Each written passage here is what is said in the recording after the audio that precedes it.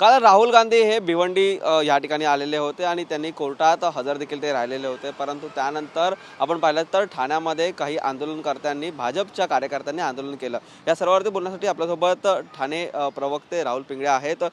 Sir, काल राहुल गांधी आलेले होते, परंतु प्रामुख्याने पाहिलं तर ठाण्यातील काँग्रेसचे पदाधिकारी आहेत ते राहुल गांधींसोबत पाहायला नाही मिळाले। अंतर्गत काही नाराजी आहे का, किंवा मग या संदर्भात तुम्हाला काही कल्पना त्या संदर्भात दिली नव्हती का? पहिली एक गोष्ट लक्षामध्ये घ्या की एक न्यायिक प्रक्रिया पूर्ण करण्यासाठी राहुलजी भिवंडी कोर्टामध्ये आलेले।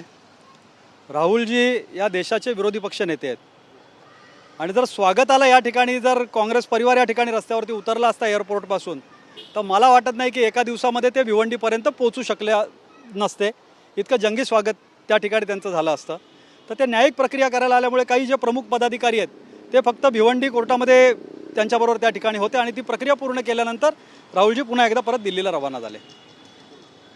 त्याच ठिकाणी काल आपण पाहिलं तर टोलनाक्याच्या या ठिकाणी आल्याच्या नंतर काही कार्यकर्ते, भाजपचे कार्यकर्ते, त्यांनी काळे झेंडे दाखवून या ठिकाणी राहुल गांधींचा विरोध आहे तो केलेला होता।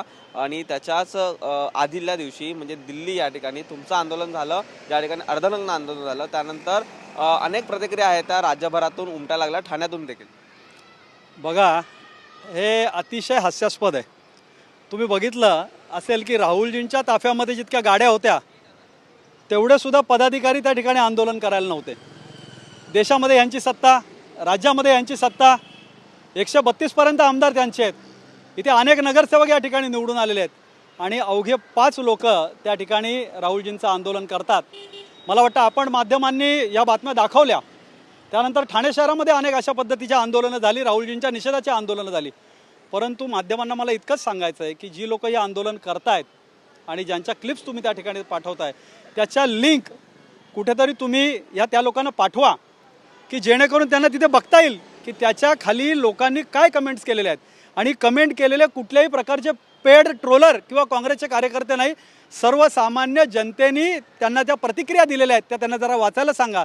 त्यामुळे त्यांना सत्य कळेल, राहुलजींची काय प्रसिद्धी त्या ठिकाणी आहे आणि राहुलजींना कशा पद्धतीने ही लोक मानतात।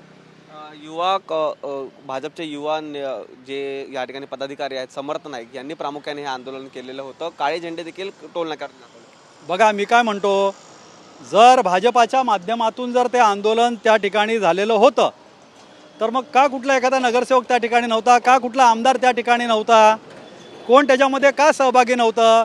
मला वाटतं कसं आहे, आपल्याला एखादं पद मिळाल्यानंतर मी काहीतरी करतोय ही दाखवायची धडपड त्या ठिकाणी करायला लागते। आणि आता महानगरपालिका स्थापन झालेली आहे, मला वाटतं बहुतेक स्वीकृत अनेक पदं त्या ठिकाणी असतील की कुठलं तरी काहीतरी आंदोलन करायचं आणि काहीतरी आपल्या पदरामध्ये पाडून घ्यायचं, अशासाठी जी केविलवाणी धडपड त्या ठिकाणी दिसून आली। नक्की, त्यानंतर शिवसेनेकडून देखील आंदोलन झालं, त्या ठिकाणी बांगड्या पाठवून हा जो निषेध आहे तो वर्तवण्यात आला। त्यावरती सर्वच म्हणजे जे मागच्या वेळेचे महापौर होत्या त्यांनी देखील प्रतिक्रिया दिल्या, त्यानंतर अनेक पदाधिकारी शिवसेनेचे त्यांनी देखील प्रतिक्रिया दिल्या। बघा, ह्यातलं जे हास्यास्पद आंदोलन जे होतं ते सन्मान्य खासदारांचं होतं। मला वाटतं सन्मान्य उपमुख्यमंत्र्यांनी त्यांना सांगितलेलं होतं की तुम्ही आता जरा दिल्लीमध्ये लक्ष द्या, परंतु दिल्ली सोडून त्यांचं गल्लीमध्येच लक्ष आहे। खरं तर ही अशा प्रकारची आंदोलनं त्या ठिकाणी नगरसेवकांनी करायला पाहिजे होती, महापौरांनी करायला पाहिजे होती, शाखा प्रमुख पाहिजे होते, त्यांच्या स्थानिक पदाधिकारी पाहिजे होते। परंतु तुम्ही बघितलं असेल, जर त्यांना ठाणेकर जनतेने खासदार म्हणून त्या ठिकाणी निवडून दिलं आहे तर त्यांनी संसदेमध्ये त्यांचा विरोध करायला पाहिजे होता, संसदेच्या ठिकाणी त्या ठिकाणी आंदोलन करायला पाहिजे होतं। परंतु खासदार महाशय त्या ठिकाणी दिल्ली सोडतात आणि इथे त्यांच्या गल्लीमध्ये येऊन आंदोलन करतात, हे किती हास्यास्पद आहे। परंतु राहुल गांधी देशाचे विरोधी पक्षनेते आहेत आणि त्या ठिकाणी येऊन अशा पद्धतीने त्यांना मोठी सिक्युरिटी असताना देखील अशा पद्धतीचं आंदोलन होतं। पोलिसांना या संदर्भात माहिती मिळणं तेवढंच क्रमप्राप्त होतं, परंतु अशा पद्धतीचे आंदोलन झाले, कुठे ते चौकशीची मागणी कराल? अत्यंत हे दुर्भाग्यपूर्ण आहे। देशाचा विरोधी पक्ष नेता जेव्हा एखाद्या शहरामध्ये येतो, आणि या आधीच्या काळामध्ये पण आम्ही बघितलेलं आहे की कशा प्रकारच्या सिक्युरिटीज, मग ते मुख्यमंत्री असतील, पंतप्रधान असतील, राज्यपाल असतील, कशा पद्धतीची सिक्युरिटी त्या ठिकाणी दिली जाते। नक्कीच त्यांच्या सुरक्षा व्यवस्थेमध्ये झालेली ही मोठी चूक म्हणावी लागेल की अशा पद्धतीने लोक त्यांच्या कुठेतरी कन्वेच्या मागे येतात आणि आंदोलनकर्त्यांना माहिती नसतं की राहुल गांधी कुठल्या गाडीमध्ये बसलेले आहेत। ते आलेल्या प्रत्येक पोलिसांच्या गाड्यांनासुद्धा त्या ठिकाणी काळे झेंडे त्या ठिकाणी दाखवण्याचं काम करत होते। त्यामुळे यांच्यावरती कठोरात कठोर कारवाई या ठिकाणी झाली पाहिजे की जेणेकरून भविष्य काळामध्ये कुठल्याही प्रकारची अतिमहत्त्वाची व्यक्ती त्या ठिकाणी येत असताना अशा प्रकारची आंदोलनं होऊ नयेत। काँग्रेसकडून आणि तुमच्याकडून प्रामुख्याने चौकशीची मागणी करण्यात येणार. नक्कीच चौकशीची मागणी करणार. आणि याबरोबरच या आंदोलनकर्त्यांना माझं एक सांगणं आहे, तुम्ही जे देशद्रोह किंवा या अशा ज्या पद्धतीच्या गोष्टी म्हणताय, जर BJPची मातृसंस्था आहे RSS, ज्यांनी 50 वर्ष आपल्या मुख्यालयावरती तिरंगा झेंडा त्यांनी ठिकाणी फडकवलेला नव्हता, तर तुम्हाला जर आंदोलन जर खरंच करायचं असेल, राष्ट्रद्रोह कुठे जर होत असेल, देशद्रोह जर त्या कुठे जर होत असेल तर त्या ठिकाणी झालेला आहे. आणि माझं म्हणणं त्यांना कुठेतरी त्यांनी काळे झेंडे दाखवावेत आणि त्या ठिकाणी अशा प्रकारचं आंदोलन करण्याची हिंमत त्या ठिकाणी त्यांनी दाखवावी.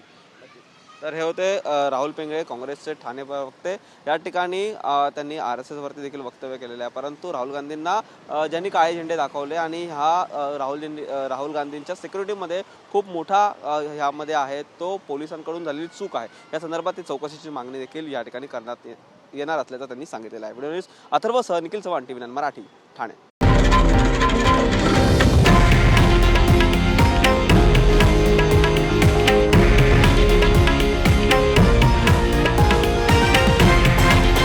हे आहे देशातील नंबर 1 न्यूज नेटवर्क आणि आपण पाहत आहात TV9 मराठी, एकमेव.